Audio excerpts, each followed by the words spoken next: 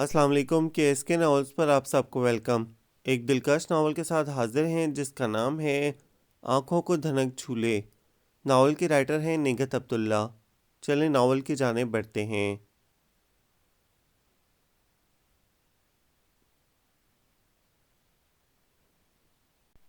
ایمان سے کتنا اچھا لگ رہا تھا اماں ابا کے پیچھے اپنے فلیٹ کی سیڑھیاں چڑھنا۔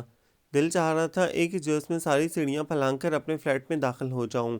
گزشتہ 5-6 سالوں سے ابا قسطیں بھر رہے تھے اور اب خدا خدا کر کے فلیٹ ہمیں ملا تھا۔ اپنے گھر کی بات ہی کچھ اور ہوتی ہے۔ بھلے سے تیسری منزل پر تھا لیکن تھا تو اپنا۔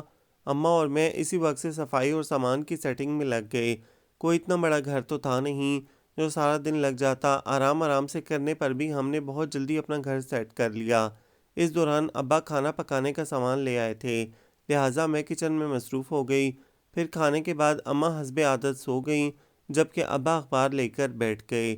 مجھے دوپہر میں سونے کی عادت نہیں تھی اور کیونکہ اس وقت گھر کا کوئی کام بھی نہیں ہوتا تھا اس لیے میں اپنے سارے کام اسی وقت کیا کرتی تھی۔ یعنی اگر کوئی کپڑا سینا ہو یا کڑھائی وغیرہ، اور اگر ایسا کوئی کام نہ ہوتا تو پھر پوری دوپہر یا تو رسالے پڑھتے گزرتی یا پھر سہیلیوں کے ساتھ گپ شپ لگانے میں۔ اور آج میں بالکل فارغ تھی، یعنی نہ تو سینے کے لیے کوئی کپڑا تھا نہ پڑھنے کے لیے رسالہ، اور ظاہر ہے اس گھر میں ہم آج ہی آئے تھے، کسی سے جان پہچان بھی نہیں تھی۔ پتہ نہیں اس زینے میں میری ہم عمر لڑکیاں ہیں بھی یا نہیں۔ میں بالکنی میں کھڑی اطراف کا جائزہ لیتی ہوئی سوچنے لگی، اور پتہ نہیں یہاں کا ماحول کیسا ہے۔ اس سے پہلے جہاں ہم رہتے تھے وہاں آس پاس سب لوگ بہت اچھے تھے۔ اگر وہاں ہمارا اپنا گھر ہوتا تو ہم کبھی بھی اس جگہ کو نہیں چھوڑ سکتے تھے۔ کس قدر اداس ہو رہی تھی میری ساری سہیلیاں، میں خود بھی تو اداس تھی۔ اب کہاں ان سے روز روز ملاقات ہوگی، گو کہ میں نے ان سے اور ان سب نے مجھ سے وعدہ کیا تھا کہ ہم ایک دوسرے کے گھر آتے جاتے رہیں گے، لیکن میں جانتی ہوں کہ ایسا سال میں ایک آدھ بار ہی ہوگا۔ بھلا گھر کے کاموں سے کہاں اتنی فرصت ملتی ہے، پھر میرے ساتھ تو کوئی آنے جانے والا بھی نہیں ہے، اور اماں اکیلے تو اتنی دور نہیں جانے دیں گی، جبکہ وہ خود جوڑوں کے درد کے باعث کم ہی کہیں نکلتی ہیں۔ مجھے یہ سوچ کر رونا آنے لگا کہ اب میں اپنے پرانی دوستوں سے نہیں مل سکوں گی۔ میری آنکھوں میں سچ مچ پانی جمع ہو گیا۔ اسی وقت ابا نے آواز دی تو میں جلدی سے آنکھیں صاف کر کے اندر آ گئی۔ جی ابا، کیا کر رہی تھی؟ وہ یوں ہی پوچھنے لگے۔ کچھ نہیں، بس ایسے ہی بالکنی میں کھڑی تھی۔ گھر پسند آیا تمہیں؟ بہت بہت اچھا ہے، اور زیادہ خوشی کی بات یہ کہ ہمارا اپنا ہے۔ ہاں، ابا کا چہرہ چمکنے لگا تھا اور میں نے اچانک خیال آنے پر پوچھا، آپ نے کسی کام سے بلایا تھا ابا؟ کام تو کوئی نہیں بیٹا، میں یہ کہہ رہا تھا کہ لمبی دوپہر ہے، کچھ دیر سو لو۔ نہیں ابا، مجھے اس وقت نیند نہیں آتی، آپ سو جائیں، میں آپ کو عصر کے وقت اٹھا دوں گی۔ اور یہ اخبار میں لے لوں؟ انہوں نے اسبات میں سر ہلایا تو میں اخبار لے کر دوسرے کمرے میں آ گئی۔ 2 سال پہلے میں نے انٹر کیا تھا اور مجھے پڑھنے کا بہت شوق تھا، لیکن اماں کی وجہ سے مجھے تعلیم کو خیر بات کہنا پڑا، کیونکہ اماں اب زیادہ گھر کے کام کاج نہیں کر سکتی تھیں۔ بہرحال اس وقت میں نے سوچا تھا کہ میں پرائیویٹ بی اے کر لوں گی، اور شروع کے 2-3 ماہ تک تو باقاعدگی سے پڑھتی بھی رہی تھی، لیکن پھر رفتہ رفتہ گھر کے کام کاج میں الجھ کر میں پڑھائی سے غافل ہوتی گئی۔ اصل میں کوئی مجھے پڑھانے والا بھی تو نہیں تھا۔ جہاں کوئی چیپٹر سمجھ میں نہ آتا اسے چھوڑ دیتی، یوں میرا دل اچاٹ ہو گیا، اور اب پڑھنے کا شوق تو نہیں رہا تھا، لیکن یہ افسوس ضرور تھا کہ میں زیادہ پڑھ نہیں سکی، کیونکہ میں جانتی ہوں کہ فی زمانہ لڑکیوں کے لیے تعلیم کتنی ضروری ہے۔ پھر میں نے تو یہاں تک سوچا تھا کہ ابا کی ریٹائرمنٹ سے پہلے ہی میں کوئی جاب وغیرہ کر لوں گی تاکہ ابا کو بیٹے کی کمی کا احساس نہ ہو، لیکن وہی بات کہ انسان سوچتا کچھ اور ہوتا کچھ، بلکہ اب تو مجھے یوں لگ رہا تھا جیسے اماں کی بات پوری ہوگی۔ میں نے جب میٹرک کیا تھا اسی وقت اماں کو میری شادی کی فکر ہو گئی تھی، کیونکہ انہی دنوں خالہ بھی اپنے بیٹے عاطف کا رشتہ لے کر آئی تھیں۔ اماں کو عاطف بہت پسند تھا اور وہ اس وقت میری شادی کرنے کو تیار ہو گئی تھیں، لیکن میں نے رو رو کر برا حال کر لیا تھا۔ اس لیے نہیں کہ مجھے عاطف پسند نہیں تھا، بلکہ میں اتنی جلدی شادی نہیں کرنا چاہتی تھی۔ پھر مجھے کالج جانے کا بھی شوق تھا۔ یوں میرے رونے دھونے کا یہ فائدہ ہوا کہ اماں نے میری فوری شادی کا خیال دل سے نکال دیا، اور خالہ بی سے 2 سال کی مہلت مانگی، اور خالہ بی بھی شاید مجھے بہو بنانے کا طے کر چکی تھیں جب ہی انہوں نے مہلت دے دی، ورنہ عاطف کے لیے لڑکیوں کی کمی نہیں تھی، کیونکہ وہ خاصا ہینڈسم تھا۔ گو کہ اس کی جاب زیادہ اچھی نہیں تھی، لیکن وہ بہت ٹیلنٹڈ تھا اور اس میں آگے بڑھنے کی لگن بھی تھی۔ اس کے بارے میں سب کا خیال تھا کہ وہ ایک دن خوب ترقی کرے گا، اور واقعی اس نے ترقی کی۔ جب میں نے انٹر کیا وہ ایک اچھی کمپنی کے توسط سے باہر چلا گیا، اور یہ اتفاق ہی تھا کہ پہلے اماں نے 2 سال کی مہلت مانگی تھی، اور جب یہ مدت پوری ہوئی تو عاطف 2 سال کے ایگریمنٹ پر باہر چلا گیا۔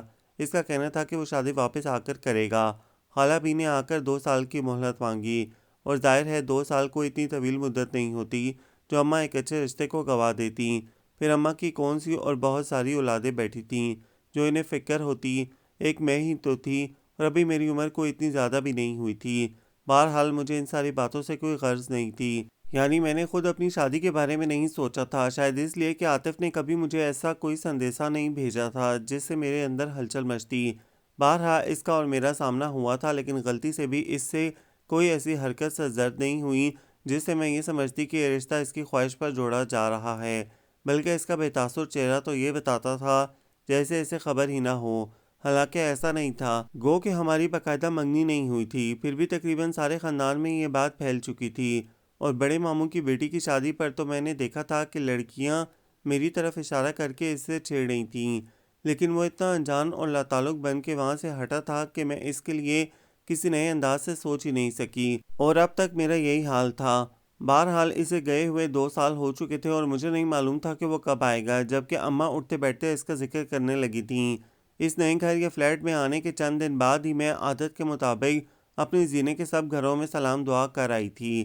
اس کے بعد خواتین اکثر فارغ اوقات میں اماں کے پاس آ بیٹھتیں، جبکہ میرا فارغ وقت سمیرہ کے ساتھ گزرنے لگا۔ سمیرہ فرسٹ فلور پر رہتی تھی، میری طرح اس نے بھی انٹر کے بعد تعلیم چھوڑ دی تھی۔ اس کے گھر میں اس کے والدین، ایک بھائی اس سے بڑا اور ایک چھوٹا رہتے تھے۔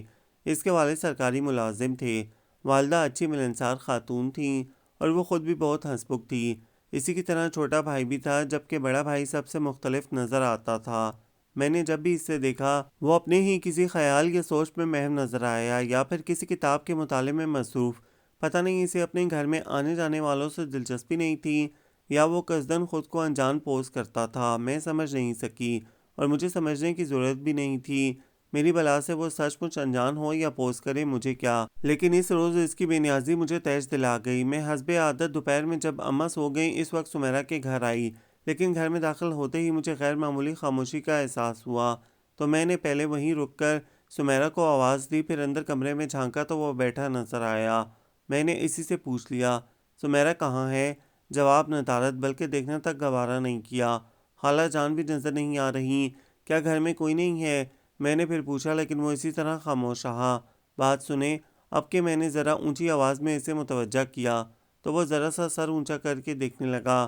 گھر میں کوئی نہیں ہے کیا؟ اس کی آنکھوں میں لمحہ بھر کو حیرت سمٹی، اور وہ فوراً سر جھکا گیا، جس سے میں جھنجلا کر آگے بڑھی اور اس کے ہاتھ سے کتاب چھین کر تقریباً بھاگتی ہوئی سیڑھیاں چڑھ آئی۔ عجیب خبتی پاگل انسان ہے، یا پھر اپنے آپ کو کچھ سمجھتا ہے، میں مسلسل بڑبڑا رہی تھی، اور اسے عجیب و غریب خطابات سے نوازنے کے باوجود میرا غصہ کم نہیں ہو رہا تھا۔ شام میں سمیرہ آئی، میں نے پہلی بات یہی کی، تمہارے بھائی اپنے آپ کو سمجھتے کیا ہیں؟ کیوں، کیا ہوا؟ اس کے پوچھنے پر میں چڑھ کر بولی، ارے واہ، تم تو یوں پوچھ رہی ہو جیسے اپنے بھائی کو جانتی ہی نہیں۔ میرا خیال ہے تم نہیں بتاؤ گی، میں بھائی سے ہی پوچھ لیتی ہوں۔ وہ جانے لگی کہ میں نے اس کا ہاتھ پکڑ لیا۔ وہ کیا بتائیں گے، میں بتاتی ہوں۔ دوپہر میں تمہارے گھر گئی تم، بلکہ کوئی بھی موجود نہیں تھا۔ میں نے ان سے 1 2 نہیں پورے 10 بار پوچھا کہ گھر میں کوئی نہیں ہے کیا، لیکن انہوں نے کوئی جواب نہیں دیا۔ ذرا سا ہاں یا نہیں کہہ دینے سے ان کی زبان تو نہ گھس جاتی؟ لا حول ولا، تم تو یوں بگڑ رہی ہو جیسے بھائی نے تم سے پتہ نہیں کیا کہہ دیا ہو۔ وہ ایک گہرا سانس لے کر ہنستے ہوئے بولی، کیا مطلب؟ وہ اس کے ہنسنے پر خجل سی ہو گئی۔ بھائی میرے بھائی ایسے ہی ہیں، کسی سے بات نہیں کرتے، بلکہ اب تو انہوں نے گھر والوں سے بھی بات کرنی چھوڑ دی ہے۔ کسی ڈاکٹر کو دکھاؤ، مجھے لگتا ہے وہ آہستہ آہستہ قوت گویائی سے محروم ہو رہے ہیں۔ میری بات پر وہ بے ساختہ ہنسی، ایسی بات نہیں ہے یار، ابھی رات ہی تو میں نے انہیں گاتے ہوئے سنا ہے۔ ہائے، کیا وہ گانا بھی گاتے ہیں؟ کون سا گانا گا رہے تھے وہ یاد کرنے کے بعد بولی، دور ویرانے میں ایک شمع ہے اب تک روشن۔ اس کا مطلب ہے کوئی چکر ہے۔ میں نے فوراً نتیجہ نکال لیا۔ کیسا چکر؟ وہ حیران ہو کر دیکھنے لگی۔ کسی لڑکی وڑکی کا چکر، اور تمہارے بھائی ضرور اس کے عشق میں گرفتار ہو گئے ہیں۔ بکو مت، میرے بھائی ایسے نہیں ہیں۔ پھر کیسے ہیں تمہارے بھائی؟ میں زور دے کر بولی، پتہ نہیں، ویسے وہ شروع سے ایسے تھے نہیں زینب، سال بھر پہلے تک تو اچھے بھلے تھے، سب سے ہنستے بولتے تھے جیسے میرا چھوٹا بھائی عرفی ہے، پھر اچانک پتہ نہیں انہیں کیا ہو گیا کہ ایک دم چپ لگ گئی۔ سمیرہ تفصیل بتاتی ہوئی کہنے لگی، پہلے ہم یہی سمجھے کہ پڑھائی میں مصروف ہیں، لیکن پھر امتحان بھی آ کر گزر گئے اور ان کی خاموشی نہ ٹوٹی، تو اماں کو تشویش ہونے لگی، بار بار ٹوکتیں جس سے وہ چڑھ کر باہر نکل جاتے اور رات گئے لوٹتے۔ آخر ابا کے سمجھانے پر اماں نے انہیں ٹوکنا چھوڑ دیا اور اب اماں کا کہنا ہے ضرور ان پر کسی نے جادو کر دیا ہے۔ میں بھی یہی کہنے والی تھی، میں فوراً بولی، اور جادو کسی نے کیا نہیں بلکہ خود بخود ہو گیا ہے کسی حسینہ وسینہ کا۔ وہ خفگی سے بولی، جی نہیں، آخر تم اپنے بھائی کو کون سی دنیا کی مخلوق ثابت کرنے پر تلی ہوئی ہو؟ کیا انہیں کسی سے محبت نہیں ہو سکتی یا سرے سے ان کے سینے میں دل ہی نہیں ہے؟ میں نے جھنجلا کر کہا تو سمیرا خاموش ہو کر میری طرف دیکھے گئی۔ اس طرح کیا دیکھ رہی ہو؟ میں کوئی انوکھی انہونی باتیں نہیں کر رہی۔ میں مانتی ہوں تمہاری باتیں انوکھی انہونی نہیں ہیں، لیکن یہ بھی تو سوچو کہ اگر ایسی کوئی بات ہوتی تو وہ اس طرح خاموش کیوں ہو جاتے؟ اماں کو بتا سکتے تھے، اور اگر نہ بھی بتاتے تب بھی محبت کا ایک الگ رنگ ہوتا ہے، آنکھیں کسی خیال سے چمکتی ہیں اور ہونٹ مسکرانے کے بہانے ڈھونڈتے ہیں۔ ایسی خوشی بھلا کہاں چھپائی جا سکتی ہے؟ میں تھوڑی قائل ہو کر پرسوچ انداز میں سر ہلانے لگی، جبکہ بھائی تو مجھے بہت افسردہ نظر آتے ہیں، جیسے کوئی بہت بڑا دکھ اپنے اندر چھپائے بیٹھے ہوں۔ سمیرا کے لہجے کی آزردگی محسوس کر کے میں نے اس کا ہاتھ تھام لیا اور آہستہ سے دبا کر بولی، ایسی کوئی بات نہیں ہوگی یار، ہو سکتا ہے فراغت نے انہیں بور کر دیا ہو، دیکھنا نوکری سے لگتے ہی ٹھیک ہو جائیں گے۔ اور میں نے تمہیں کہاں الجھا دیا؟ یہ بتاؤ دوپہر میں کہاں گئی تھی؟ اماں کے ساتھ چچا کے ہاں گئی تھی۔ اچھا تم بیٹھو، میں فٹافٹ چائے بنا لاتی ہوں۔ میں اٹھی تو وہ بھی میرے ساتھ کھڑی ہو گئی۔ نہیں، چائے رہنے دو، پہلے ہی تمہاری باتوں میں اتنی دیر ہو گئی ہے اور ابھی کھانا بھی پکانا ہے۔ اچھا پھر فرصت سے آنا، اور سنو تم نے میری کسی بات کا برا تو نہیں مانا؟ نہیں۔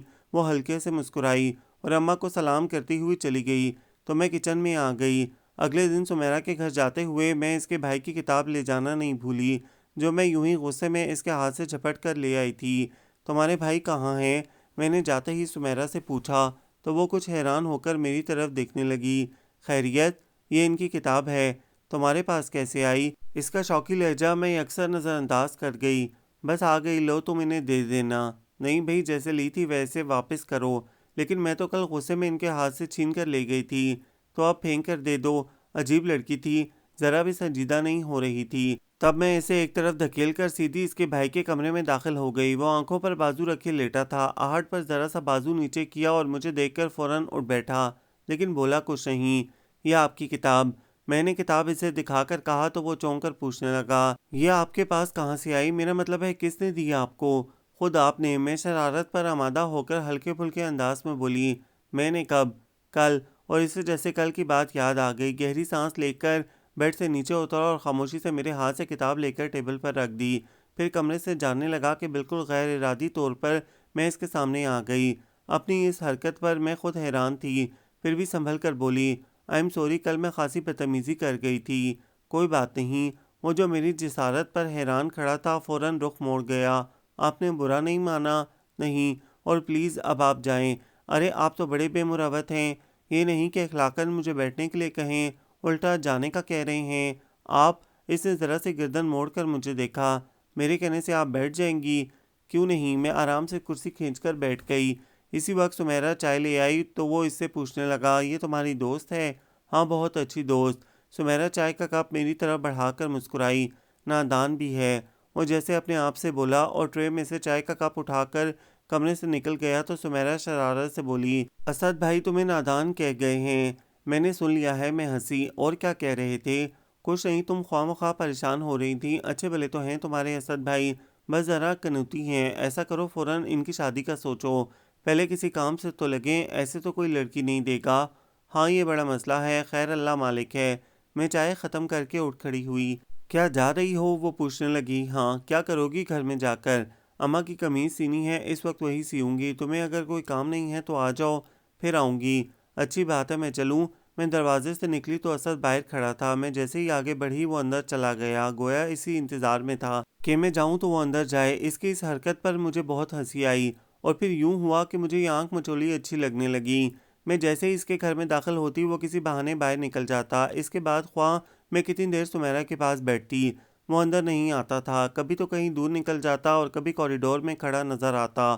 پتہ نہیں وہ ایسا کیوں کر رہا تھا، جبکہ میں نے ایسی کوئی بات نہیں کی تھی جو وہ میرے سائے سے بھاگنے لگتا۔ شروع میں نے یہی سوچا مجھے کیا، لیکن پھر زیادہ دن تک میں لاپرواہی سے کندھے نہیں جھٹک سکی۔ مجھے ایک عجیب سے احساس نے آن گھیرا کہ کیا میں اتنی بری ہوں کہ وہ مجھے دیکھتے بلکہ میری آواز سنتے ہی گھر سے نکل جاتا ہے۔ اس خیال نے مجھے دکھ پہنچایا اور میں نے سمیرا کے گھر جانا چھوڑ دیا۔ کتنے بہت سارے دن گزر گئے۔ سمیرا ہر دوسرے دن میرے پاس آتی اور میرے نہ آنے کا شکوہ کرنے کے ساتھ بار بار یہ ضرور پوچھتی کہ آخر میں نے اس کے ہاں جانا کیوں چھوڑ دیا ہے، اور میں یوں ہی اپنے کاموں کی تفصیل گنوانے بیٹھ جاتی۔ اس روز خالہ بھی صبح ہی سے آ گئیں تو گھر میں کچھ رونق سی ہو گئی، گو کہ وہ اکیلی آئی تھیں۔ پھر بھی کافی فرق پڑا تھا، کیونکہ روزانہ تو ایسا ہوتا تھا کہ ادھر میں خاموشی سے روزمرہ کے کام نپٹانے میں لگی رہتی اور اماں اندر چپ چاپ بیٹھی رہتی، جبکہ اب وہ خالہ بھی کے ساتھ جانے کہاں کہاں کے قصے چھیڑے بیٹھی تھیں۔ کسی وقت میں بھی ان کے پاس جا بیٹھتی اور اس وقت وہ مجھے دیکھ کر اماں سے کہنے لگیں، اب تو خیر سے عاطف آنے والا ہے اور میں چاہتی ہوں اس کے آتے ہی شادی کی تاریخ رکھ دیں۔ میں اماں کا جواب سننے کے لیے وہاں رکی نہیں، لیکن پتہ نہیں کیوں مجھ پر جھنجھلاہٹ سوار ہو گئی تھی۔ خواہ مخواہ چیزیں اٹھا کر پٹکتی رہی۔ مجھے عاطف ناپسند نہیں تھا، لیکن جانے کیوں اس کے نام پر میرا دل بجائے دھڑکنے کے رکنے لگتا تھا، حالانکہ دلوں میں ہلچل مچانے والی تمام خوبیاں اس میں موجود تھیں۔ پھر شام سے پہلے ہی خالہ بھی جانے کے لیے تیار ہو گئیں۔ میں نے اور اماں نے بہت روکا کہ رات کا کھانا کھا کر جائیے گا، ابا چھوڑ آئیں گے، لیکن وہ نہیں رکیں۔ تب اماں کے کہنے پر میں انہیں چھوڑنے نیچے تک آئی۔ عرفی نظر آیا تو میں نے اسے کہہ کر وہیں رکشہ منگوایا اور رکشہ آنے تک خالہ بھی کے ساتھ وہیں کھڑی رہی۔ پھر انہیں خدا حافظ کہہ کر قدرے تیزی میں سیڑھیاں چڑھ رہی تھی کہ اچانک سامنے سے اسد آ گیا۔ اسے دیکھ کر میں بس لمحہ بھر کو رکی اور پھر نظر انداز کر کے چند سیڑھیاں ہی چڑھی تھی کہ اس نے پکار لیا، سنیں۔ میرے قدم یوں رکے جیسے منتظر تھے۔ پلٹ کر سوالیہ نظروں سے دیکھا تو وہ پوچھنے لگا، آپ خفا ہیں؟ کس سے؟ میں بلا ارادہ کہہ گئی، مجھ سے، میرا مطلب ہے سمیرا سے۔ نہیں، پھر آپ نے آنا کیوں چھوڑ دیا ہے؟ آپ کو اپنا گھر چھوڑ کر جانا پڑتا ہے اس لیے؟ کیا مطلب؟ مطلب اپنے آپ سے پوچھیں۔ میں جلدی سے کہہ کر جانے لگی کہ اس نے روک لیا۔ ایک منٹ، اب ایسا نہیں ہوگا۔ اپنی بات کہہ کر وہ نیچے اتر گیا اور میں اوپر چلی آئی۔ اگلے روز میں محض یہ دیکھنے کی غرض سے کہ آیا وہ اپنی بات پر قائم رہتا ہے یا نہیں، دوپہر میں فارغ ہوتے ہی سمیرا کے پاس چلی آئی۔ فرصت مل گئی تمہیں؟ وہ مجھے دیکھتے ہی بولی۔ فرصت ہی فرصت ہے، میں نے قصدن اونچی آواز میں کہتے ہوئے کنکھیوں سے اسے دیکھا جو سر جھکائے کسی کتاب میں مصروف تھا۔ میری آواز پر اس نے چونک کر سر اٹھایا تو ایک پل کو میرا دل اتنی زور سے دھڑکا کہ میں گھبرا کر ادھر ادھر دیکھنے لگی۔ پھر اس پر نظر ڈالی تو وہ دوبارہ کتاب میں مصروف ہو چکا تھا۔ اب بیٹھ بھی جاؤ۔ سمیرا نے میرا ہاتھ کھینچ کر بٹھایا۔ رکو تو، پہلے خالہ جان کو سلام تو کر رہا ہوں، وہ سو رہی ہیں۔ اچھا تو پھر میں چلوں؟ کیا مطلب؟ کیا تم اماں کے پاس آئی تھی؟ نہیں، میں سنبھل چکی تھی۔ ایک بار پھر اسے سنانے کو اونچی آواز میں بولی، آئی تو میں تمہارے پاس تھی، لیکن تم مصروف ہو۔ میں کیا کر رہی ہوں؟ تم ہوش میں تو ہو؟ اور میں ہوش میں کہاں تھی؟ میں تو پوری شدتوں سے اس اداس مسکراہٹ کو محسوس کر رہی تھی جو میری بات پر ذرا سی دیر کو اس کے ہونٹوں کو چھو کر دم توڑ گئی تھی۔ اس کے بعد دور تک جیسے درس کی ویرانیاں تھیں۔ مجھے لگتا ہے جیسے اپنے اندر دکھ چھپائے بیٹھے ہوں، سمیرا نے کہا تھا، اور اب مجھے اس کے اطراف ہزارہا دکھوں کی پرچھائیاں نظر آ رہی تھیں۔ چائے پیو گی؟ سمیرا نے پوچھا تو میں نے اس بات میں سر ہلایا اور اس کے ساتھ کھڑی ہو گئی، لیکن اس کے پیچھے کچن میں جانے کے بجائے اسد کے پاس چلی آئی۔ جانے کیا ہوا تھا مجھے کہ اس کے سامنے کھلی کتاب پر اپنا ہاتھ رکھ دیا۔ جانتے بوجھتے اس آگ میں مت کودو۔ پتہ نہیں کیا کہہ رہا تھا وہ۔ میں چپ چاپ اس کے ہلتے ہوئے ہونٹوں کو دیکھنے لگی۔ میں تو مسافر ہوں، جانے کب لمبے سفر پر نکل جاؤں اور تم تنہا اس خارزار راستے پر نہیں چل سکو گی۔ تنہا کیوں؟ میں اس کے لہجے کی عذرتگی میں کھو کر بولی۔ پھر اس نے براہ راست میری آنکھوں میں دیکھا تو میں اپنا آپ ہار گئی۔ میرے ہاتھ پر اپنا ہاتھ رکھ دیں، اس کے بعد راستوں کے سارے خار میں اپنی پلکوں سے چن لوں گی۔ نہیں زینب، خود کو فریب مت دو، وہ عاجزی سے بولا۔ میں خود کو فریب نہیں دے رہی۔ پھر کیا کر رہی ہو جانتے بوجھتے؟ سمیرا آ رہی ہے، پلیز اسے کچھ مت بتانا۔ اس نے کچھ کہتے کہتے سمیرا کی آمد کا بتایا تو میں اس کے سامنے سے کتاب اٹھا کر یوں پیچھے ہٹی جیسے میں ہی کتاب لینے آئی تھی۔ رات میں اماں اور ابا گو کہ دھیمی آواز میں میری شادی کے بارے میں بات کر رہے تھے، اس کے باوجود میں بخوبی سن رہی تھی۔ ابا کو اس بات پر کوئی اعتراض نہیں تھا کہ خالہ بھی عاطف کی آمد پر فوراً شادی کرنا چاہتی تھیں، اور پتہ نہیں اپنی شادی کے ذکر پر میرے اندر سناٹا کیوں چھا جاتا تھا۔ بارہا ایسا ہوتا کہ میں سناٹے کو توڑنے کی خاطر قصداً عاطف کو سوچتی کہ شاید میرے اندر کہیں اس کی آرزو دبی ہو۔ اس وقت بھی میں نے اسے سوچنا چاہا، لیکن میرا ذہن بھٹکتا چلا گیا۔ جانتے بوجھتے اس آگ میں مت کودو۔ اسد کی بات پر میں الجھنے لگی۔ کیا وہ جانتا ہے کہ میں عاطف سے منسوب ہوں؟ لیکن اسے کیسے معلوم؟ کیونکہ میں نے تو کبھی سمیرا سے بھی ذکر نہیں کیا۔ پھر وہ اتنے یقین سے کیسے کہہ رہا تھا کہ خود کو فریب مت دو؟ کیا میں خود کو فریب دے رہی ہوں؟ میں نے اپنے آپ سے سوال کیا لیکن میرے پاس اس کا کوئی جواب نہیں تھا، اور پھر اسد کے بہت سمجھانے کے باوجود میں اس آگ میں کود گئی۔ مجھے خود پر اختیار نہیں رہا تھا۔ میں نے اس کے سامنے اعتراف کیا کہ میرا دل صرف اسی کے نام پر دھڑکتا ہے۔ وہ حیران ہو کر میری طرف دیکھتا رہا تو میں اس کی بات دہرا کر بولی تھی، ہاں میں قصداً اس آگ میں کودی ہوں، دیکھنا میں ساری بندشیں توڑ ڈالوں گی، اور جن راستوں کو تم نے خارزار کہا ہے ان پر ہماری محبتوں کے پھول اگیں گے۔ نادان ہو تم۔ وہ افسردگی سے مسکرایا تھا۔ بس اسی وقت اور اس کے بعد میرے ساتھ محبتوں کی راہ گزر پر قدم رکھتے ہوئے وہ کھل اٹھا تھا۔ اس کی بے نام سی خاموشیاں ٹوٹ چکی تھیں۔ اس روز میرا ہاتھ تھام کر کہنے لگا، زندگی سے ایک ہی گلہ تھا زینب، کہ کوئی ٹوٹ کر چاہنے والا نہیں، اور اب یہ گلہ بھی نہیں رہا، لیکن کسی کسی وقت میں ڈرنے لگتا ہوں کہ کہیں تم تنہا ہو کر ان لمحوں پر پشیمان نہ ہونے لگو۔ نہیں، میں کبھی پشیمان نہیں ہوں گی، میں نے اسے یقین دلاتے ہوئے کہا، اور تم ایسا کیوں سوچتے ہو؟ دیکھنا سب ٹھیک ہو جائے گا۔ کاش۔ وہ گہری سانس لے کر رہ گیا۔ تمہیں شاید مجھ پر اعتبار نہیں اسد، جب ہی مایوس ہونے لگتے ہو۔ نہیں زینب، یہ بات نہیں ہے، اور تم جانتی تو ہو میری مایوسی کا سبب۔ ہاں جانتی ہوں، لیکن یہ کوئی اتنا مایوس ہونے والی بات تو نہیں ہے۔ کیا میں نے تم سے نہیں کہا تھا کہ میں ساری بندشیں توڑ ڈالوں گی؟ یقین کرو میں سب سے لڑ سکتی ہوں۔ پھر اس کی آنکھوں میں دیکھ کر شرارت سے بولی، اوپر والے سے بھی۔ اور پھر زیادہ دن نہیں گزرے تھے کہ اپنا کہا سچ کر دکھانے کا وقت آ گیا۔ عاطف آ چکا تھا، اور کسی بھی دن خالہ بھی آ سکتی تھیں، جبکہ مجھے ان کے آنے سے پہلے ہی اماں کو بتانا تھا کہ میں عاطف سے شادی نہیں کروں گی، اور سچی بات تو یہ ہے کہ میں اسے بہت آسان سمجھ رہی تھی۔ جبھی تو بارہا اسد سے کہا کہ میں ساری بندشیں توڑ ڈالوں گی، اور آج پہلے مرحلے پر ہی میرے قدم ڈگمگا گئے۔ بہت سوچنے اور خود کو حوصلہ دینے کے بعد بھی اماں سے یہی کہہ سکی۔ بہت دنوں سے خالہ بھی نہیں آئیں، اب تو پوری تیاری کے ساتھ ہی آئے گی۔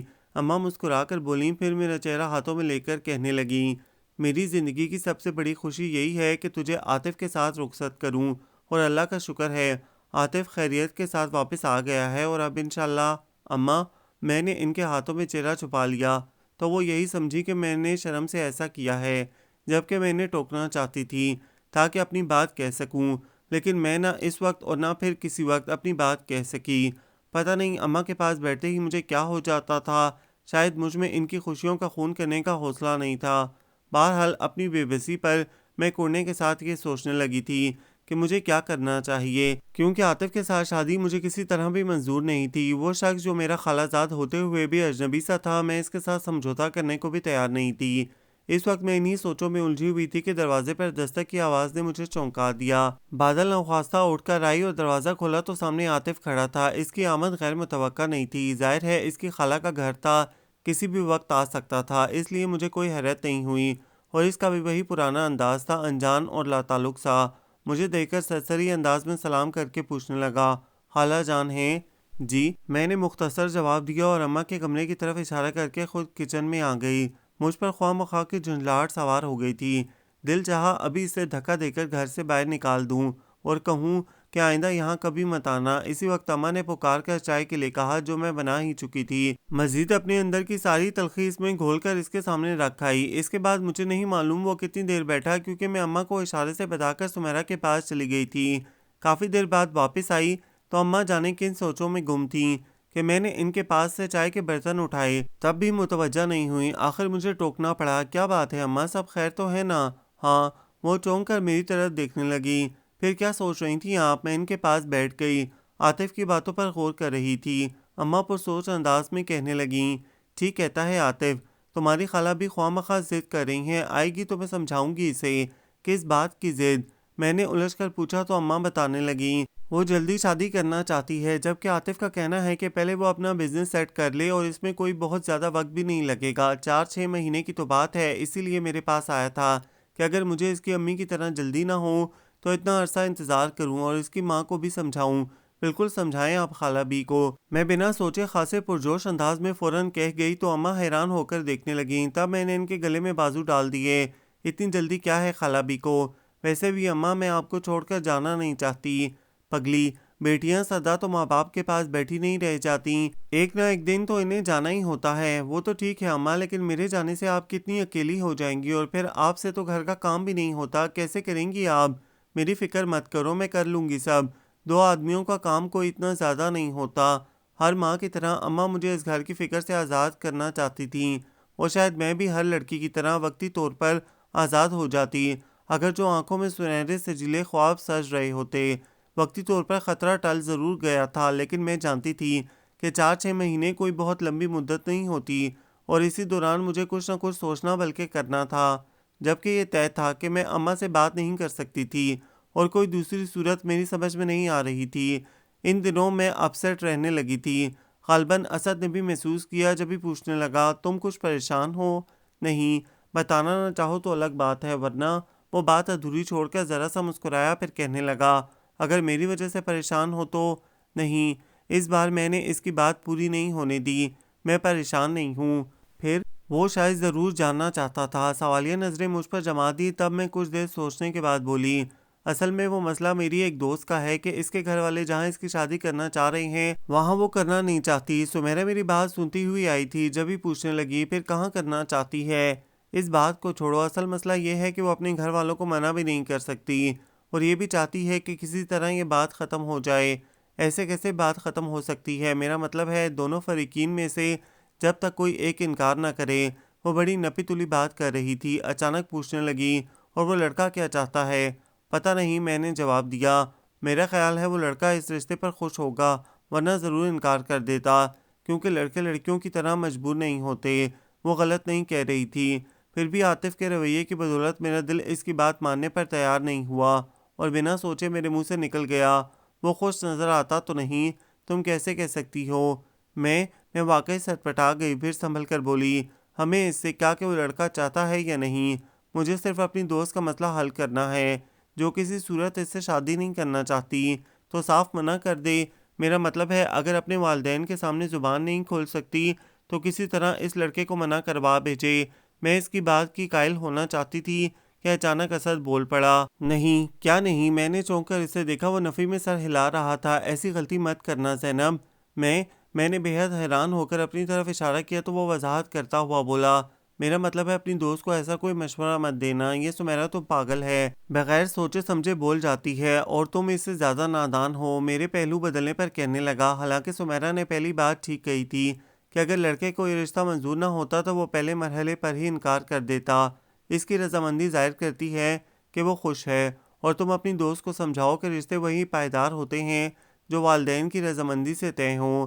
دوسری صورت میں سوائے پچھتاووں کے کچھ ہاتھ نہیں آتا۔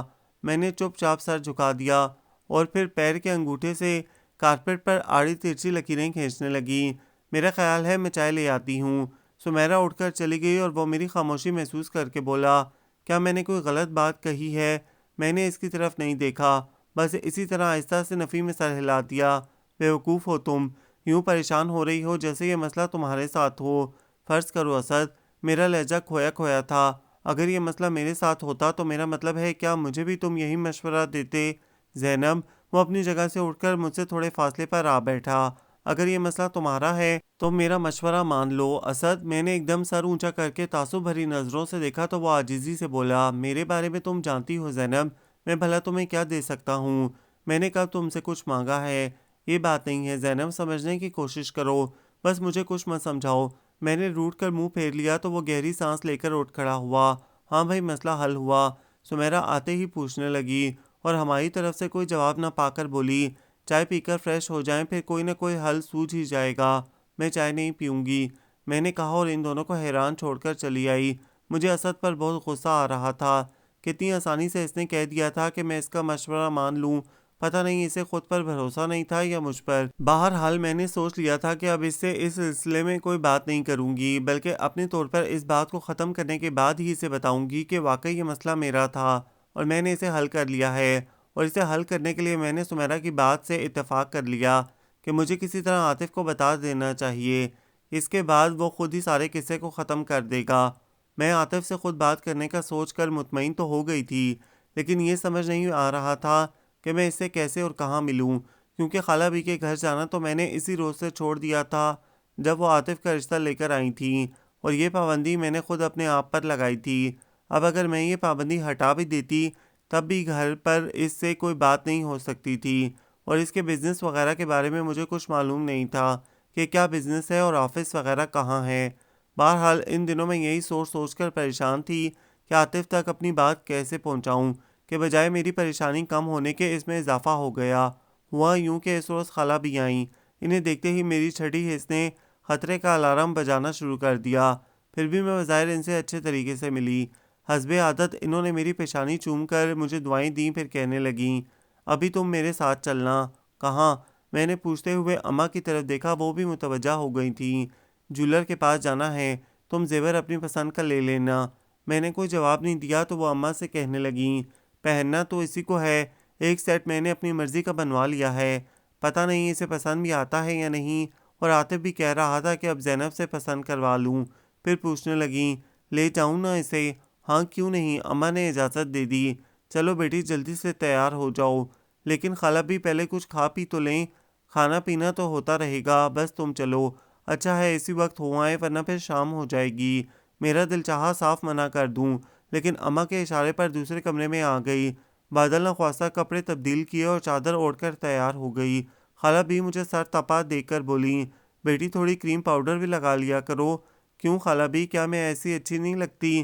اچھی تو لگتی ہو، بلکہ سچ پوچھو تو مجھے تم ایسے ہی اچھی لگتی ہو، لیکن آج کل کے لڑکے مصنوعی چیزوں کو زیادہ پسند کرتے ہیں۔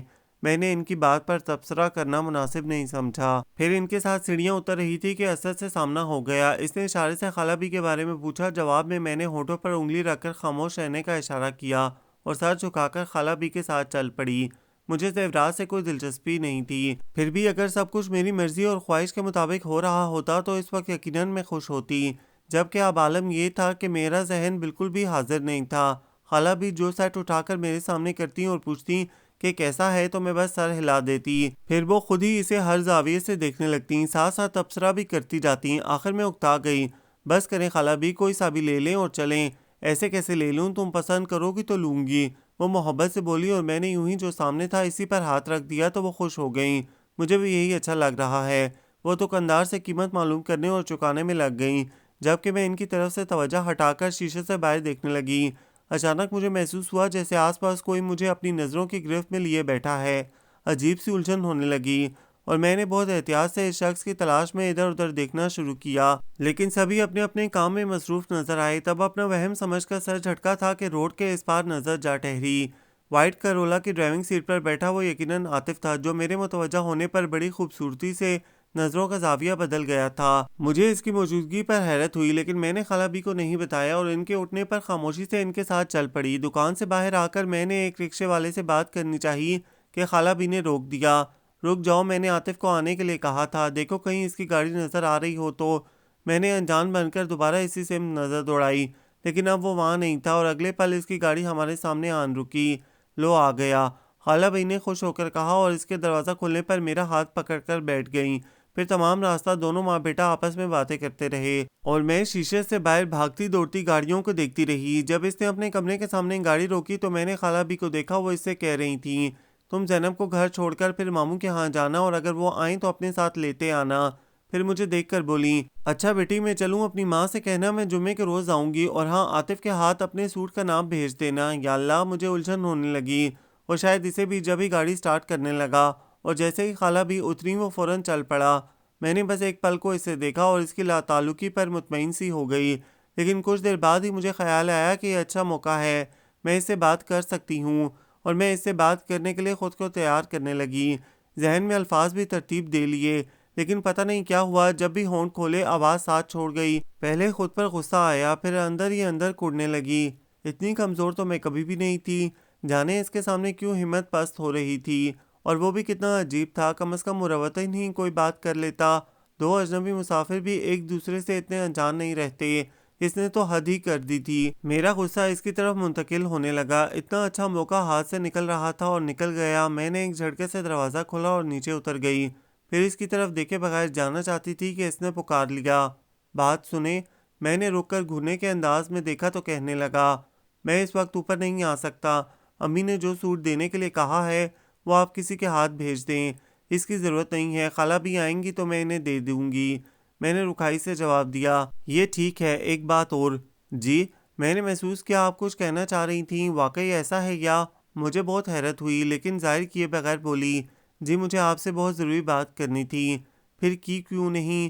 اس کے پوچھنے پر میں خاصی جھسبس ہوئی، لیکن یہ وقت ناراضگی کا نہیں تھا، مصلحتاً خود پر اور اپنے لہجے پر قابو رکھنا پڑا۔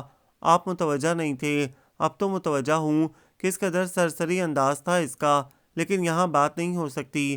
پھر میں کیا کہوں؟ چلیے میں کسی وقت فرصت سے آ جاؤں گا، ٹھیک؟ جی لیکن ذرا جلدی۔ اوکے، خدا حافظ۔ میں پیچھے ہٹ گئی تو وہ گاڑی بڑھا لے گیا۔ اوپر آئی تو اماں منتظر بیٹھی تھی، میں جانتی تھی وہ کیا پوچھیں گی، یعنی زیور میں کیا خریدا، کتنے میں لیا، وغیرہ وغیرہ، اور میں فی الحال ان باتوں کے جواب نہیں دینا چاہتی تھی۔ ویسے مجھے معلوم بھی نہیں تھا، اس لیے پہلے تھکن کا بہانہ کر کے اپنے کمرے میں جا لیٹی، پھر اٹھ کر کچن میں مصروف ہو گئی۔ کل کون تھی تمہارے ساتھ؟ اسد کے متجسس لہجے نے مجھے شرارت پر مجبور کیا۔ میری ساس۔ میری نظریں اس پر جمی تھیں، جب اس کے چہرے پر لمحہ بھر کو جو تاریک سایہ لہرایا وہ مجھ سے چھپا نہیں رہ سکا۔ تب میں دل ہی دل میں خود کو ملامت کرتی ہوئی بولی، میری خالہ بھی تھیں۔ ہاں خالہ بھی، ساس بھی تو بن سکتی ہیں۔ وہ سنبھل چکا تھا اور اب اس کے لہجے میں شرارت تھی۔ نہیں، میں نے سختی سے منع کیا۔ کیوں نہیں؟ کیا ان کا کوئی بیٹا نہیں ہے لیکن مجھے اس سے کوئی دلچسپی نہیں۔ اسے تو ہوگی۔ کیا کہنا چاہتے ہو تم؟ میں چڑ گئی۔ خفا کیوں ہوتی ہو؟ کیا میں تم سے مذاق بھی نہیں کر سکتا؟ میں ایسا مذاق پسند نہیں کرتی۔ میں روٹھی روٹھی سی اٹھ کھڑی ہوئی۔ جا کہاں رہی ہو؟ بس اب میں تم سے بات نہیں کروں گی، یہی تو وقت ہے باتیں کرنے کا۔ پھر تو وہ خاموش ہو کر جانے کہاں کھو گیا اور اس کی آنکھوں میں جانے کیسا منظر آن ٹھہرا تھا کہ میں خود کو تپتے صحرا میں تنہا محسوس کرنے لگی۔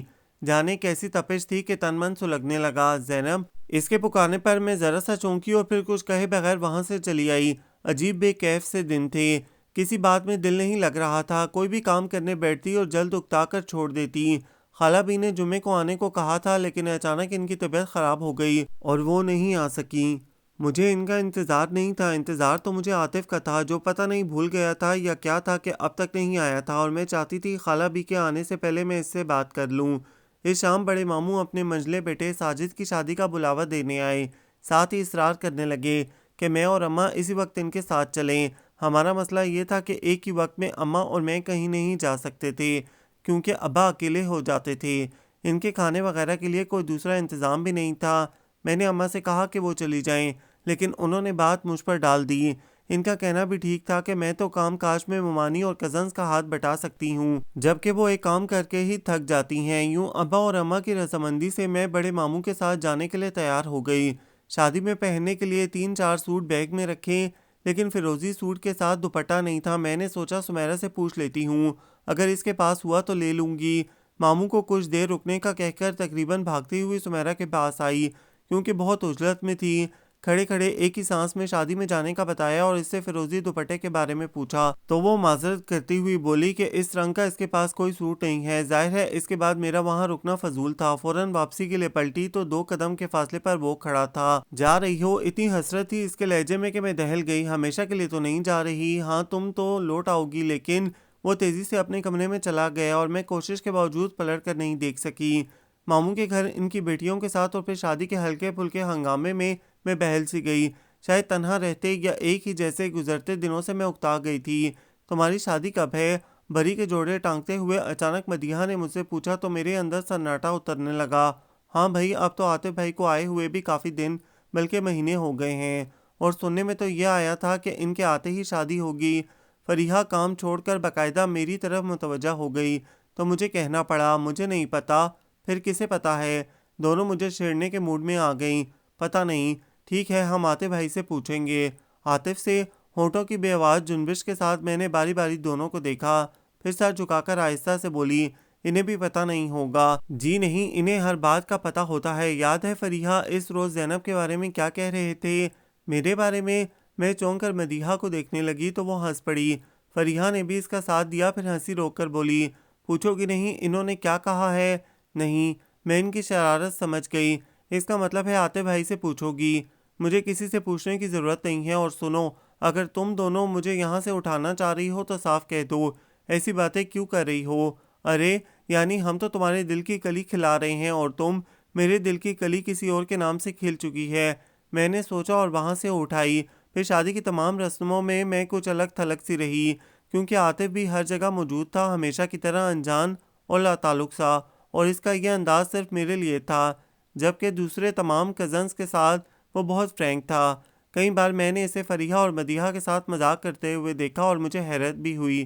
اگر میں دلی طور پر اس سے وابستگی رکھتی ہوتی تو شاید مجھے دکھ بھی ہوتا۔ یہ بھی اچھا ہی تھا کہ میں نے ہمیشہ اسے ایک کزن کی نظر سے دیکھا تھا۔ بہرحال جب ہم ساجد بھائی کی دلہن بیاہ کر لے آئے، اسی وقت میں نے اماں سے گھر چلنے کے لیے کہا، لیکن ماموں اور مومانی نے بسید اصرار ہمیں روک لیا کہ اب ولیمے کے بعد ہی جانا۔ پتہ نہیں کیوں اچانک میرا دل گھبرانے لگا تھا اور میں فوراً گھر جانا چاہتی تھی، لیکن کہیں بھی میری سنوائی نہیں ہوئی، یہاں تک کہ اماں بھی سب کے ساتھ مل گئیں۔ اگلے دن صبح ہی سے سب لڑکیاں شام کی تیاری میں لگ گئیں۔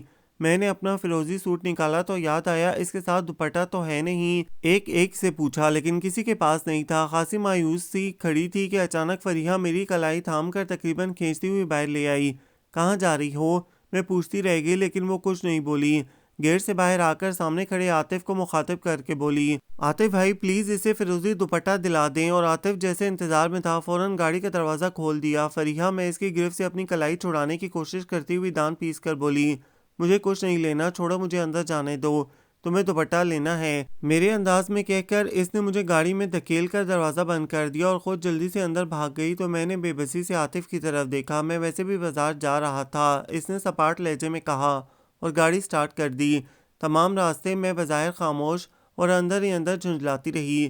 پھر پہلے اس نے ایک شاپنگ سینٹر پر گاڑی روک کر میرا مطلوبہ دوپٹہ لیا، اس کے بعد ایک اچھے ریسٹورنٹ کے پرسکون ماحول میں لے آیا، اور ابھی میں یہ سمجھنے کی کوشش ہی کر رہی تھی کہ وہ مجھے یہاں کس مقصد سے لایا ہے کہ وہ کہنے لگا، آئی ایم سوری زینب کہ میں کوشش کے باوجود آپ کی طرف نہیں آ سکا، اور آج میں اسی مقصد سے آپ کو یہاں لایا ہوں کہ آپ کو جو ضروری بات کہنی تھی کہہ دیں۔ پھر خود ہی ٹوک کر بولا، ایک منٹ پہلے یہ بتائیں کیا پئیں گی، چائے، کافی یا صرف چائے؟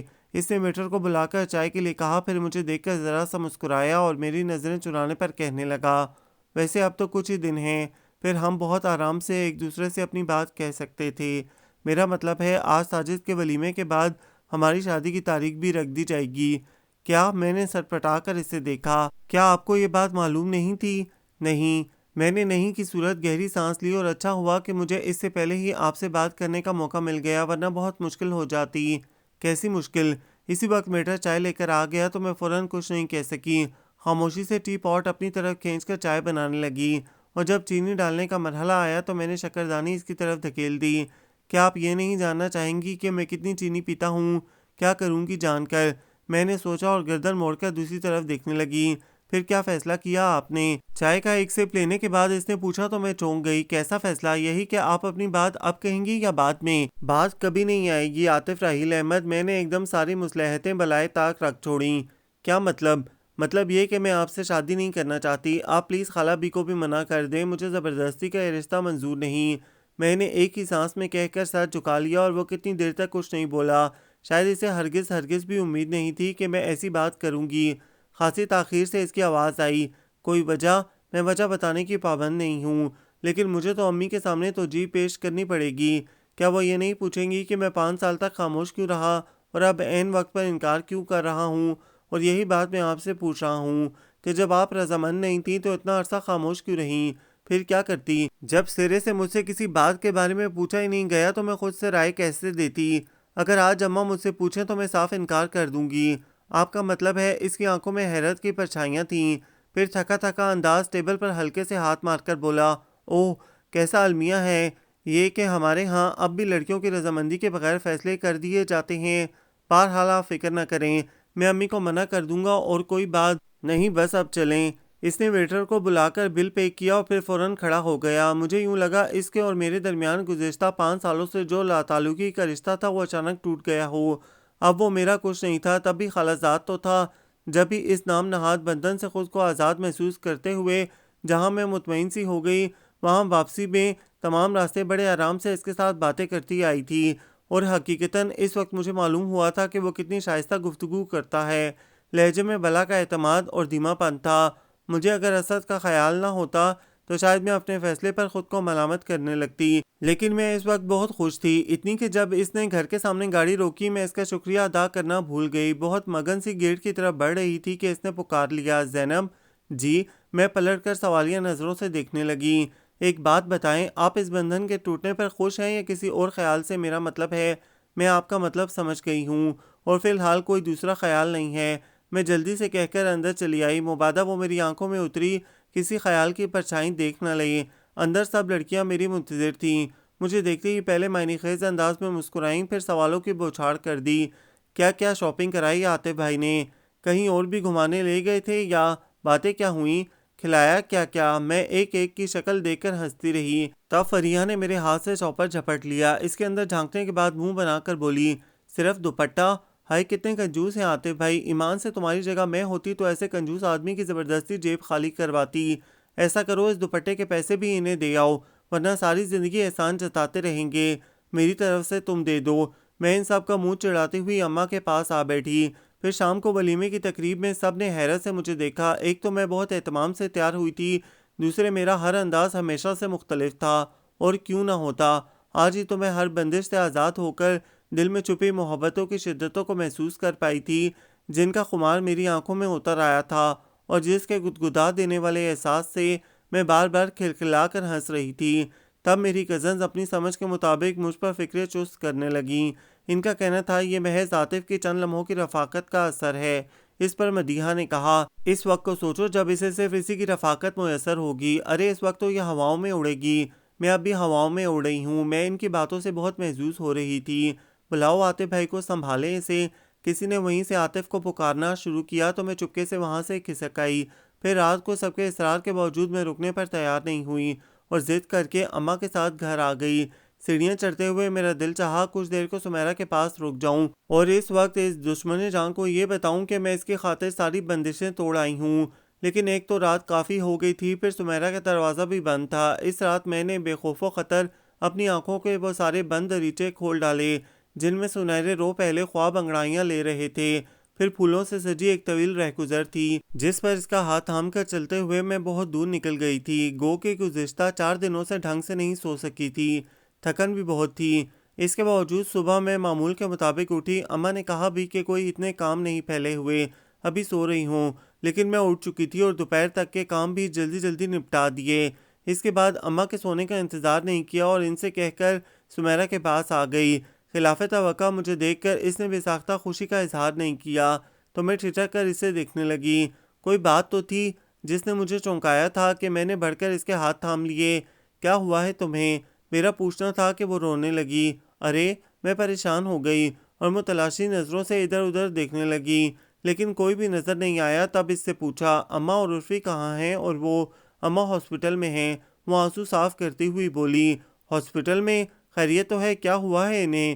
میں نے جلدی سے اسے وہیں تخت پر بٹھا کر اس کی اماں کے بارے میں پوچھا تو وہ رندھی آواز میں بولی، اماں کو کچھ نہیں ہوا، اسد بھائی بیمار ہیں اور اماں انہی کے پاس ہیں۔ اسد بیمار ہے؟ میرے ہاتھوں کی گرفت اس کی کلائی پر سخت ہو گئی۔ کیا ہوا ہے اسے؟ اس روز تو بالکل ٹھیک تھا، اس روز تم نے انہیں دیکھا تھا نا، اور اب دیکھو تو کہو گی جیسے برسوں کے بیمار ہیں۔ لیکن اس کی یہ حالت ہوئی کیسے؟ میں خود کو چیخنے اور اسے جھنجھوڑنے سے نہیں روک سکی۔ پتہ نہیں، مجھے تو کچھ بھی نہیں پتا۔ کیا تم مجھے اس کے پاس لے جا سکتی ہو؟ ہاں، میں ابھی ان کے لیے سوپ لے کر جانے والی تھی۔ تم اگر چلنا چاہو تو اسی وقت میرے ساتھ چلو، میں اماں سے کہہ کر آتی ہوں۔ میں اسے چھوڑ کر تیزی سے سیڑھیاں پھلانگتی ہوئی اوپر آئی۔ بہت عجلت میں اماں کو اسد کی بیماری کے بارے میں بتایا اور ان سے سمیرا کے ساتھ جانے کی اجازت مانگی تو وہ ششپنج میں پڑ گئیں۔ اماں، سمیرا میری دوست ہے اور اس وقت اکیلی ہاسپٹل جا رہی ہے، بیچاری کی حالت بھی ٹھیک نہیں ہے۔ میں ساتھ ہوں گی تو ذرا کب تک آؤ گی؟ سمیرا کے ساتھ ہی آ جاؤں گی، میں جلدی سے بولی اور اماں کی اجازت ملتے ہی چادر اٹھا کر اسی تیزی سے سیڑھیاں اتر آئی۔ سمیرا بالکل تیار کھڑی تھی۔ مجھے دیکھتے ہی اس نے ٹفن اٹھایا جبکہ میں نے تالا اٹھا لیا اور اس کے باہر نکلتے ہی دروازہ لاک کر دیا۔ تمام راستہ میں اسد کے بارے میں سوچ سوچ کر پریشان ہوتی رہی۔ میری سمجھ میں نہیں آ رہا تھا کہ اسے کیا ہو گیا ہے۔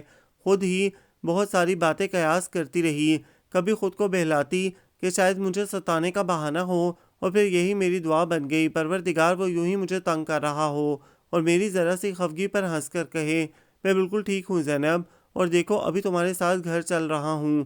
ہاسپٹل کے کاریڈور میں بے آواز مگر تیز قدموں سے چلتے ہوئے میں مسلسل خود کو سمجھا رہی تھی کہ مجھے بہت حوصلے سے کام لینا ہے، لیکن اس پر نظر پڑتے ہی میرے سارے حوصلے ٹوٹ گئے۔ ٹھیک کہا تھا سمیرا نے کہ وہ برسوں کا بیمار نظر آنے لگا ہے۔ اس کی رنگت ہلدی کی طرح زرد ہو رہی تھی۔ میرا دل چاہا کسی کا خیال کیے بغیر بڑھ کر اس کے ہاتھ تھام لوں، لیکن ہائے ری مصلحتیں جنہیں میں نے عاطف کے سامنے بالائے طاق رکھ دیا تھا وہ یہاں آڑے آ گئیں۔ بہت خاموشی سے ان کے پیروں کے پاس جا کھڑی ہوئی اور جانے ایسے کیسے خبر ہوئی کہ فوراً آنکھیں کھول کر دیکھنے لگا۔ کیسی ہو؟ بجائے اس کے کہ میں پوچھتی وہ پوچھ رہا تھا۔ میں نے ذرا سا اس بات میں سر ہلا دیا اور اس کی اماں کو دیکھنے لگی۔ سمیرہ اماں کو کچھ دیر کے لیے کھلی ہوا میں لے جاؤ، صبح سے یہیں بیٹھی ہیں، اس نے کہا اور سمیرہ کو اشارہ بھی کیا۔ جبھی وہ اماں کے نہ کرنے کے باوجود زبردستی انہیں باہر لے گئی، تب میں بے اختیار اس کی طرف بڑھی۔ یہ کیا حالت بنا لی ہے تم نے؟ یہ حالت تو ہونی ہی تھی۔ وہ افسردگی سے مسکرایا۔ کیا مطلب؟ میں نے کہا بھی تھا کہ خود کو فریب مت دو، لیکن تم نہیں مانی۔ تمہیں یہ یقین کیوں رہا زینب کہ میں ٹھیک ہو جاؤں گا؟ پتہ نہیں کیا کہہ رہا تھا وہ، میں بالکل نہیں سمجھی اور ٹوکنا چاہتی تھی کہ وہ کہنے لگا، حالانکہ میری رپورٹس میں تم نے دیکھ لیا تھا کہ میرا کینسر آخری سٹیج پر ہے اور میں کچھ وقت کا مہمان ہوں، پھر بھی تم پر امید رہیں۔ رپورٹس؟ کینسر؟ میں بری طرح الجھ گئی تو اس کی بات یاد آئی۔ جانتے بوجھتے اس آگ میں مت کودو، میں تو مسافر ہوں، جانے کب لمبے سفر پر نکل جاؤں اور تم تنہا اس خارزار راستے پر نہیں چل سکو گی۔ لیکن میں کب جانتی تھی؟ میں ایک پل میں گزشتہ سارے پل سوچ گئی اور کچھ کہنے کو ہونٹ کھولے تھے کہ وہ بول پڑا، پتہ ہے زینب میں اول روز ہی تمہیں دیکھ کر تمہارے بارے میں سوچنے لگا تھا۔ تم مجھے اچھی لگی تھی، بہت اپنی اپنی سی، اور اسی وقت میرا دل چاہا میں تمہیں بتاؤں کہ تم کتنی اچھی ہو اور ابھی میں نے تمہارے بارے میں کیا سوچا ہے، لیکن پھر فوراً اس خیال نے کہ میں تو خود ہوا کے دوش پہ رکھا ہوا چراغ ہوں، جانے کا بجھ جاؤں، مجھے تمہاری طرف دیکھنے سے بھی باز رکھا۔ میں نے خود پر کڑے پہرے بٹھا دیے تھے کہ ایک روز تم مقابل کھڑی ہو کر سمیرہ اور اماں کے بارے میں پوچھنے لگیں۔ تم نے کہا گھر میں کوئی نہیں ہے کیا، اور میرا دل چاہا کہوں کیا میں تمہیں نظر نہیں آ رہا، لیکن میں نے خاموشی سے سر جھکا لیا، جس پر تم جھنجھلائیں اور غصے میں میرے ہاتھوں سے کتاب چھین کر لے گئیں، اور مجھے اس وقت تو نہیں، بعد میں خیال آیا کہ اسی کتاب میں میری تمام ڈاکٹری رپورٹس رکھی ہوئی تھیں۔ پہلے میں ڈرتا رہا کہ میرے بارے میں جان کر تم شاید میرے گھر کا راستہ ہی بھول جاؤ، پھر یہ خوف کہ کہیں سمیرہ سے نہ پوچھ لو، جبکہ میں نے گھر میں کسی کو نہیں بتایا تھا۔ بہرحال پھر میں نے غیر جانبداری سے سوچا کہ اچھا ہوا تمہیں پہلے مرحلے پر ہی خبر ہو گئی، اب کم از کم تم مجھ سے محتاط تو ہو جاؤ گی، لیکن تم نے تو حد کر دی زینب، سب جانتے بوجھتے میری ہمراہی کی تمنا کرنے لگی۔ اسے میں تمہاری سادگی کہوں یا عظمت کہ ایک مایوس شخص کو اپنی محبت کے یقین دلا کر اس کی چاہنے اور چاہے جانے کی خواہش کو حسرت نہیں بننے دیا۔ لمحہ بھر کو رک کر اس نے میرے روانی سے بہتے ہوئے آنسوؤں کو دیکھا، پھر کہنے لگا، اگر مجھے ملال ہے تو صرف اتنا کہ میں جو اپنے والدین کی بڑی اولاد ہوں ان کے لیے اور چھوٹے بہن بھائی کے لیے کچھ نہ کر سکا۔ اس کے علاوہ مجھے زندگی سے کوئی گلہ نہیں، خواہ کتنی ہی بے آب و رنگ گزری، لیکن آخر میں تمہاری محبت نے سب بھلا دیا۔ قدرے توقف کے بعد وہ بولا، تم اس طرح کیوں رو رہی ہو زینب؟ کیا ان آخری لمحوں میں تمہارے پاس مجھے دینے کے لیے صرف آنسو ہیں؟ خدا کے لیے چپ ہو جاؤ۔ میں اور شدت سے رونے لگی۔ تمہیں کچھ نہیں ہوگا، تم زندہ رہو گے میرے لیے۔ کاش تمہاری طرح میں بھی خود کو فریب دے سکتا۔ دے کر تو دیکھتے، شاید خدا کو تم پر رحم آ جاتا، لیکن تم اول روز ہی ہار گئے۔ میں شکست خوردہ تھی، اس لب گور شخص سے لڑ بیٹھی۔ ڈاکٹری رپورٹس پر یقین کر کے تم نے قناعت بھی کر لی کہ بس اتنی زندگی کافی ہے، تم نے خدا پر بھروسہ کیوں نہیں کیا اسد؟ اپنے لیے نہیں تو میرے لیے ہی اس سے کچھ برس اور مانگ لیتے۔ میں نے روتے ہوئے شکوہ کیا، کیا میں نے نہیں مانگے؟ اور تم اپنے آپ سے پوچھو زینب، اس تمام عرصے میں تم نے کتنی بار میرے لیے ہاتھ پھیلائے ہوں گے، لیکن ہم بہت بے بس اور بے اختیار ہیں دوست۔ کتنے یقین سے وہ کہہ رہا تھا کہ میں نے اس کے لیے ہاتھ پھیلائے ہوں گے، اور میں اس کا یقین توڑ نہیں سکتی تھی۔ کیسے کہتی کہ میں اس کی کتاب چھین لیے جانے کی سزاوار ضرور تھی، لیکن اس کے بعد میں نے اسے دیکھنے کی زحمت بھی نہیں کی تھی اور اگلے دن اسی طرح اسے واپس کر دی تھی۔ تم پلیز زیادہ بات مت کرو۔ اس کے چہرے پر تھکن دیکھ کر میں نے اسے مزید بولنے سے منع کیا۔ ایک آخری بات، وہ منت سے بولا، کہو، بس یہ وعدہ کرو جہاں تمہارے والدین تمہاری شادی کرنا چاہتے ہیں تم انکار نہیں کرو گی۔ کیا؟ میری بات جھٹلانا مت۔ میں اسی روز جان گیا تھا جس روز تم نے اپنے مسئلے کو کسی سہیلی سے منسوب کیا تھا۔ میرے ساتھ ایسا کوئی مسئلہ نہیں تھا۔ میں نظریں چرا کر بولی، چلو مان لیتا ہوں، لیکن یہ یاد رکھو تم جب تک تنہا رہو گی مجھے کہیں سکون نہیں ملے گا۔ میں اس کے لہجے کی آزردگی سمیٹنا چاہتی تھی، لیکن سمیرہ اور اماں کے آ جانے سے میری بات ہونٹوں ہی میں رہ گئی۔ میں نے اپنی جگہ سے اٹھ کر اس کی اماں کو بٹھایا اور پھر ان کے گلے میں بازو ڈال کر بولی، آپ بالکل پریشان نہ ہو خالہ جان، یہ چند دنوں میں اچھے بھلے ہو کر گھر آ جائیں گے، اللہ تمہاری زبان مبارک کرے بیٹی۔ پھر سمیرہ سے کہنے لگی، تم دونوں اکیلی لڑکیاں ہو، شام ہونے سے پہلے گھر چلی جاؤ، پھر عرفی بھی آنے والا ہوگا، گھر میں تالا دیکھ کر کہیں ادھر نہ چلا آئے۔ چلیں زینب؟ ہاں چلو۔ میں کھڑی ہو گئی، اس کی اماں کو پھر حوصلہ دیا اور اس کے قریب سے گزرتے ہوئے سرگوشی میں بولی، میں پھر آؤں گی۔ جواب میں اس نے جانے کن نظروں سے دیکھا تھا کہ میں فوراً باہر نکل آئی۔ پچھلے 2 گھنٹے سے میں اسی طرح گمسم بیٹھی تھی۔ میری سمجھ میں نہیں آ رہا تھا کہ میرے ساتھ یہ کیسا مذاق ہوا ہے۔ پھر میں آپ ہی آپ اپنا محاسبہ کرنے لگی کہ اگر واقعی مجھے پہلے سے معلوم ہوتا کہ اسد کچھ وقت کا مہمان ہے تو کیا میں اسی طرح اس کے لیے اپنے دل کے دروازے کھولتی؟ ہاں، یہ آواز میرے اندر سے آئی تھی۔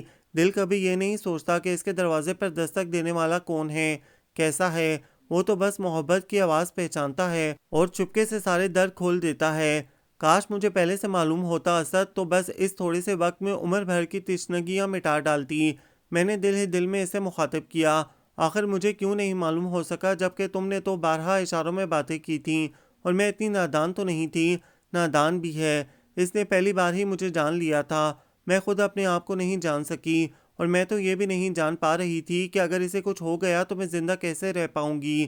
نہیں، اسے کچھ نہیں ہوگا، اس کی خاطر میں اپنے پیچھے کشتیاں جلا آئی ہوں، وہ مجھے تنہا نہیں چھوڑ سکتا۔ میں ایک جھٹکے سے کھڑی ہوئی تو میری آنکھوں کے سامنے اندھیرا چھا گیا۔ اماں! پتہ نہیں کیسے میرے حلق سے اتنی زور سے آواز نکلی کہ اماں بھاگی چلی آئیں۔ میں دونوں ہاتھوں میں اپنا سر تھامے کھڑی تھی۔ کیا ہوا بیٹا؟ اماں نے بڑھ کر مجھے تھام لیا۔ یہ آوازیں کیسی ہیں؟ میں اپنا آپ چھڑا کر بالکنی کی طرف بھاگی اور ایمبولینس پر نظر پڑتے ہی میں وحشت زدہ ہو کر چیخی، وہ میرا مسافر۔ پھر میں نے اماں کو اپنی طرف بڑھتے دیکھا۔ اس کے بعد کچھ پتہ نہیں کیا ہوا، جس وقت مجھے ہوش آیا اماں اور ابا دونوں میرے پاس بیٹھے تھے۔ مجھے آنکھیں کھولتے دیکھ کر اماں فوراً مجھ پر جھکیں اور میرا چہرہ ہاتھوں میں لے کر پوچھنے لگیں، کیسی ہو بیٹا؟ میں بولنے سے قاصر تھی، دوبارہ آنکھیں بند کر لیں۔ تب ابا کی آواز سنائی دی، جاؤ دودھ لے آؤ۔ اماں اٹھ کر دودھ لے آئیں۔ اٹھو بیٹا، یہ پی لو۔ ابا نے سہارا دے کر مجھے اٹھایا اور دودھ کا گلاس میرے ہونٹوں سے لگا دیا۔ میں اس وقت کچھ بھی سوچنے سمجھنے سے قاصر تھی۔ چپ چاپ دودھ پی کر دوبارہ لیٹ گئی اور آنکھوں پر بازو رکھا ہی تھا کہ شام کا منظر یاد آنے لگا۔ میرے اندر باہر محشر برپا ہو گیا۔ بمشکل خود کو سہارا دیا، لیکن آنکھوں میں جو پانی جمع ہو کر کناروں سے چھلکنے لگا تھا اسے نہیں روک سکی۔ اماں! ہاں بیٹا، آپ سمیرا کے ہاں گئی تھیں؟ ہاں، ابھی وہیں سے آ رہی ہوں۔ اس کا بھائی چلا گیا، میں نے ابا کی وجہ سے اس کا نام نہیں لیا۔ شاید خدا کی یہی مرضی تھی بیٹا۔ ہاں، جو بات ہمارے اختیار میں نہیں ہوتی اسے ہم خدا کی مرضی کہتے ہیں، حالانکہ ہمارے اختیارات بھی اسی کے مرہون منت ہیں۔ میں نے سوچا، تم سو جاؤ بیٹا، تمہاری طبیعت اچھی نہیں ہے۔ اماں میرے بالوں میں انگلیاں پھیرنے لگی تو میں کروٹ بدل لی۔ کہتے ہیں سب سے بڑا مرہم وقت ہے، بڑے سے بڑا زخم منمل کر دیتا ہے، لیکن جانے یہ کیسا زخم تھا جو منمل ہونے ہی میں نہیں آ رہا تھا، بلکہ وقت گزرنے کے ساتھ ساتھ اس کی چیزوں میں اضافہ ہی ہوتا جا رہا تھا۔ اس کے گھر والوں کا حال بھی ایسا ہی تھا۔ میں گھنٹوں سمیرا کے پاس بیٹھتی اور ہم صرف اسی کی باتیں کرتے۔ ہمارے پاس جیسے کوئی اور موضوع تھا ہی نہیں۔ کتنے بہت سارے دن گزر گئے، بلکہ مہینے۔ میں نے انجانے میں جس خارزار راستے پر قدم رکھے تھے اب اسی کو مقدر جان لیا تھا، اور یہ حقیقت ہے کہ میرے اندر نہ کوئی امنگ تھی نہ کوئی خواہش، جبکہ اماں میری طرف سے خاصی فکر مند تھیں اور انہیں خالہ بھی کے ایک دم خاموشی اختیار کر لینے پر تشویش بھی تھی۔ اکثر بیٹھے بیٹھے مجھ سے کہتی، تمہاری خالہ بھی بہت دنوں سے نہیں آئیں، سوچتی ہوں اس کی خیر خبر لے آؤں، اور میں کسی بھی بہانے انہیں روک لیتی۔ میں نہیں چاہتی تھی کہ اماں وہاں جائیں، بلکہ میں کوشش کر رہی تھی کہ اماں کو ذہنی طور پر اس بات کے لیے تیار کر لوں کہ اگر کسی دن اچانک خالہ بھی اس رشتے کو توڑنے کا اعلان کریں تو اماں زیادہ محسوس نہ کریں۔ ویسے مجھے بھی خود حیرت تھی کہ ابھی تک ان کی طرف سے ایسی کوئی بات نہیں ہوئی تھی، جبکہ مجھے عاطف کو منع کیے ہوئے 6 ماہ ہو گئے تھے۔ اس وقت میں اتفاق سے اسی نہج پر سوچ رہی تھی کہ عاطف آ گیا اور میں یوں ہی بے خیالی میں اس سے دیکھے گئی۔ گھر میں کوئی نہیں ہے کیا؟ اس نے پوچھا تو میرے ذہن میں دھماکہ سا ہوا۔ میں نظر نہیں آ رہی، میں خالہ جان کی بات کر رہا ہوں، وہ بھی ہیں۔ میں نے سامنے سے ہٹ کر اسے راستہ دیا، پھر اپنے کمرے میں آ گئی اور محض اس کی طرف سے اپنا دھیان ہٹانے کی خاطر میگزین اٹھا کر دیکھنے لگی۔ کچھ دیر بعد وہ میرے دروازے پر آ کر پوچھنے لگا، کیا میں اندر آ سکتا ہوں؟ آئیے۔ میں پوری طرح اس کی طرف متوجہ ہو گئی۔ ویسے بھی اب ہمارے درمیان لا تعلقی کا رشتہ نہیں رہا تھا، کسی کام سے آئے ہیں۔ میں اسے بیٹھنے کا اشارہ کر کے پوچھنے لگی تو وہ مسکرا کر بولا، لگتا ہے تم اب تک خفا ہو۔ جی۔